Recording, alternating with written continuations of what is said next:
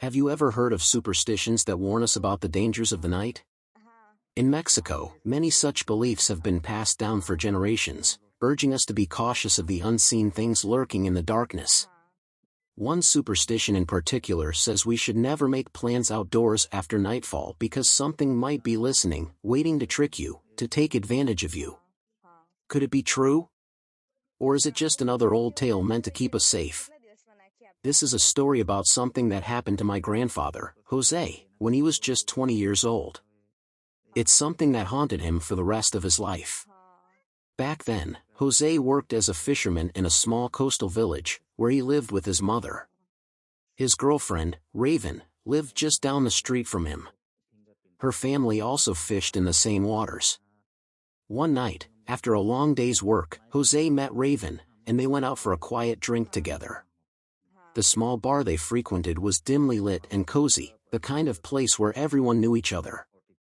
As the night wore on and the bar was closing, they decided to head home. Their walk took them along a lonely country road, and as they passed by an old cemetery, the moon was the only source of light guiding them through the darkness. It was a quiet night, with no sound but the gentle rustling of the wind and the occasional chirp of crickets. But despite the calm, there was an eerie stillness in the air, as if something was watching them from the shadows. When they reached Jose's house, Raven turned to him and said, "Let's leave a little early tomorrow so we can cast our nets before everyone else gets to the shore." "That's a good idea," Jose replied. "We'll leave around 5 a.m. while it's still dark. Come to the front yard to pick me up, and I'll be ready when you call." With a smile, they kissed goodnight and parted ways. Little did Jose know, that would be the last time he'd see the Raven he knew.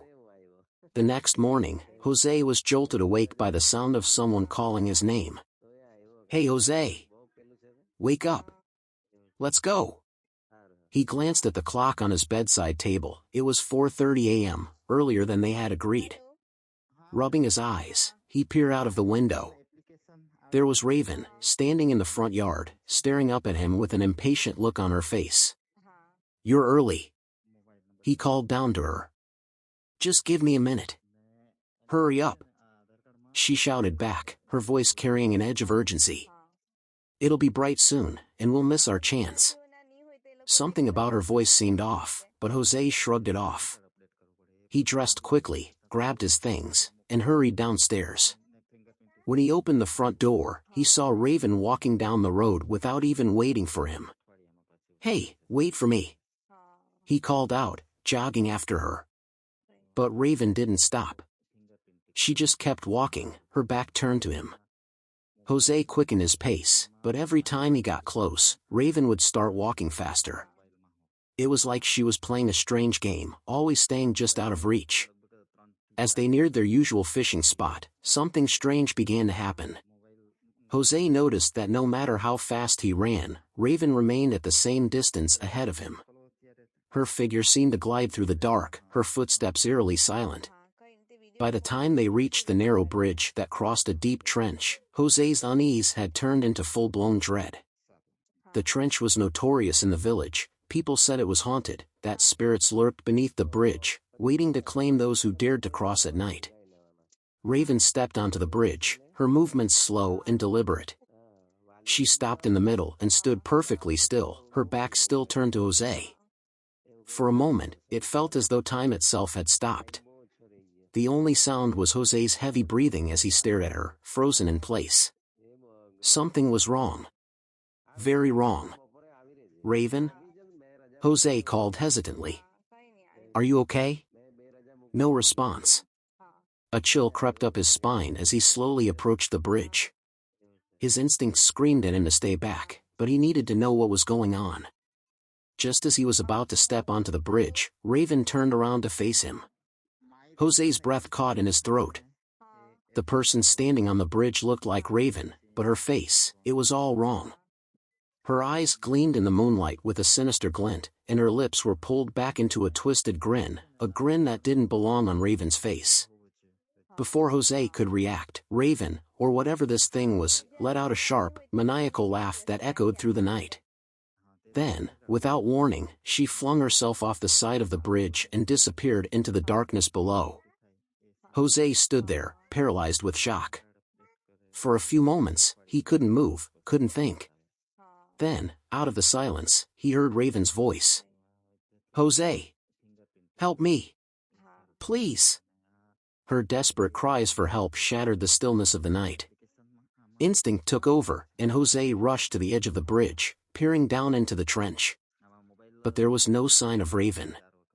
The moonlight illuminated only the deep, dark water below. "Raven! Where are you?"